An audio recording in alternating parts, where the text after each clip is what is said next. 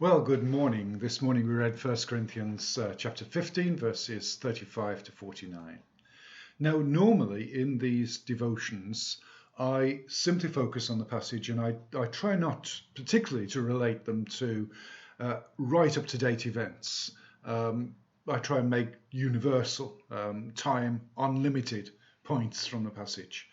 But it struck me today of how relevant this passage is to our situation, the situation we're going through right now. It feels very much, on Sunday when I was conducting the service, as we came to the end of that service, I felt a real sadness in my heart.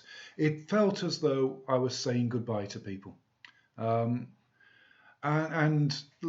then through this week, I've been meeting with people and we've been saying that we can't meet any longer on Sundays or even midweek or even in people's homes, not because we fear the virus, but because we don't want to be carriers of it to others.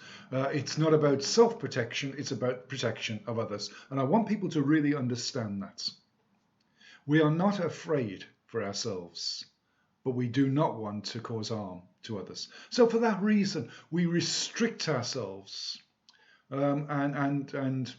It feels, in some ways, when I've been conducting services on Sunday, and when I was meeting with deacons at Caddington on Monday, and at our own church meeting last night, it feels like a kind of death when we say that we can no longer assemble together.